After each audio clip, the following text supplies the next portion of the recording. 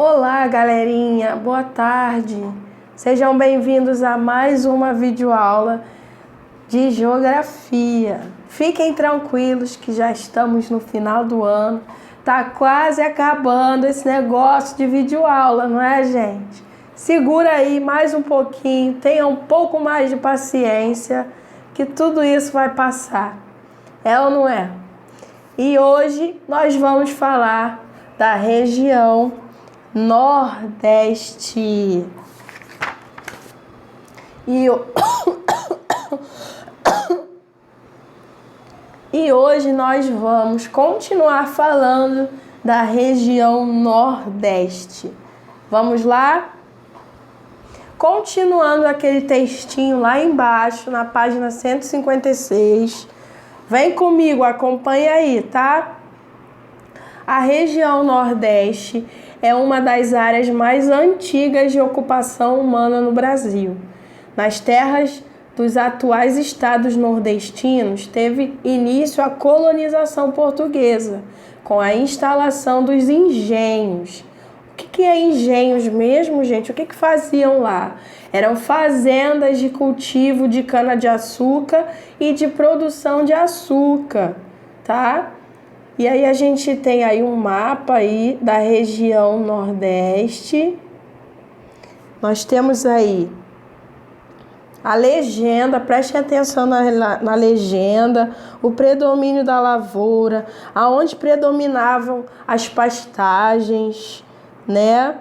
Estão vendo as matas, as florestas, o Parque Nacional e a Reserva Biológica. É muito importante a gente olhar o mapa e a gente analisar a legenda, tá bom? Vamos continuar. Além da agricultura, desenvolveram-se também a criação de animais e de exploração mineral e vegetal. O turismo, atividade econômica que ganhou destaque mais recentemente, é praticado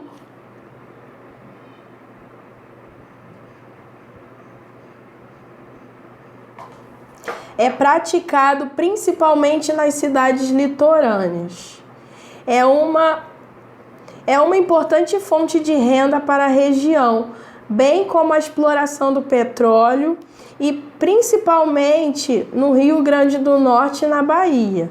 A ocupação humana e as modificações introduzidas na natureza ao longo da história já transformaram bastante a paisagem natural da região Nordeste. Essa paisagem costuma ser analisada com base em 4 aspectos e tipos: a zona da mata, olha aí, o agreste, o sertão e o meio norte.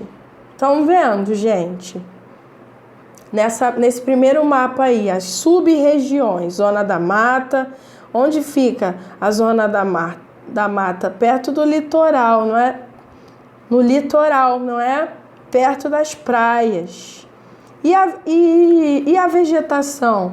Olha como é que é a vegetação, pessoal. Lá no mapa, floresta amazônica, mata dos cocais, mata tropical, cerrado, a caatinga, campos, mangues, tudo isso.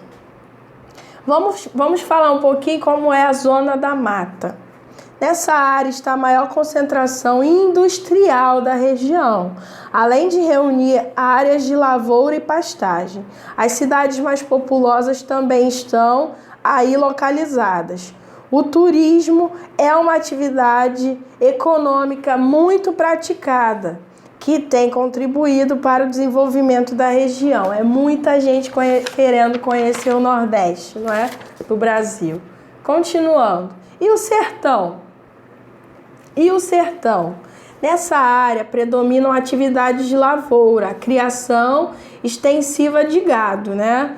Prejudicadas pelos períodos de seca prolongados, gente.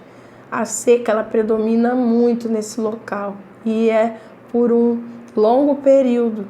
Estão vendo? É banhada pelo Rio São Francisco. E o agreste? área de transição entre o litoral e o sertão. Predomina a atividade agropecuária. Plantação, galera. E o meio norte? Área de transição entre a paisagem amazônica e o sertão. Predominam as atividades extrativas, com aproveitamento do babaçu e da carnaúba. Depois vocês pesquisam o que são isso aí. Tá bom? E agora a gente vai falar, né, dos conflitos. Todos os lugares têm conflitos, acontece alguma coisa. É ou não é? Todos os lugares costumam ter uns conflitos, as pessoas arrumam algum problema com alguma coisa, não é? Vamos entender por que acontecem esses conflitos. O problema da água sempre foi e continua sendo um dos mais graves a ser enfrentado pela população da região Nordeste. A área mais afetada por esse problema é o sertão, né? A falta de chuvas regulares não pode ser considerada o único motivo das dificuldades encontradas na região para o abastecimento de água. É preciso considerar também a concentração de terras nas mãos de poucos proprietários e políticas públicas que não conseguem resolver satisfatoriamente os problemas sociais de grande parte da população. Quanto menos água, menos alimento pode ser obtido do solo. Isso porque o cultivo de produtos agrícolas é uma das atividades econômicas que mais exigem água, não é, gente? Para manter a propriedade agrícola, são construídos canais de irrigação que transportam a água de lugares distantes para molhar as áreas de cultivo, né? Estão vendo aí como é que funciona, galera? Como reduzir o uso da água na agricultura? Eis a questão. Muitas medidas estão sendo tomadas, como a adoção de técnicas de irrigação que não desperdiçam água ou a substituição do plantio de alguns gêneros agrícolas que necessitam de muita água por outros que não precisam tanto dela. Muitos projetos instalados nas terras do sertão já mudaram as formas de explorar a agricultura na região. Levando em conta a pouca disponibilidade de água, alguns agricultores substituíram o plantio de arroz, que necessita de muita água, pelo plantio de frutas, que consome menos água. Para irrigar suas culturas, os agricultores das áreas mais secas do Nordeste sempre dependeram da água dos açudes, que são pequenos reservatórios para armazenamento de água nos períodos de chuva. Entretanto, as secas prolongadas provocam a diminuição do volume de água nesses reservatórios e até mesmo seu esgotamento. Tá vendo aí, gente? Aqui a gente tem o privilégio de ter bastante água, mas lá tem muita gente que tá sem água, hein? Vamos economizar, vamos cuidar, tá? Fiquem atentos aí. A água parada nos açudes também sofre efeitos da evaporação, graças ao calor excessivo. Por isso, os açudes secam, não atendem às necessidades para as quais foram construídos. Para combater a falta de água, há muito a fazer. É preciso não só atender aos interesses dos donos de fazendas e produtores da região, como também favorecer a população que depende da água para conseguir acesso aos serviços básicos, como a água encanada, saneamento e esgoto. Sem dúvida, a irregularidade do estabelecimento de água provoca sérios problemas sociais. No entanto, esses problemas podem ser diminuídos ou mesmo eliminados a partir de políticas e projetos voltados aos interesses da população, não é, gente? Porém, isso não é tão simples, porque não há consenso sobre a propriedade na distribuição da água.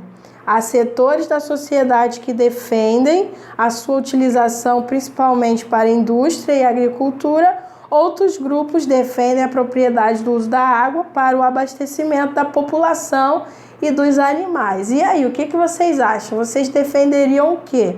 O plantio, o cultivo ou o abastecimento para a população, para os animais? Qual é a prioridade, pessoal? E aí, pensem. A gente vai para o exercício aí da página 161.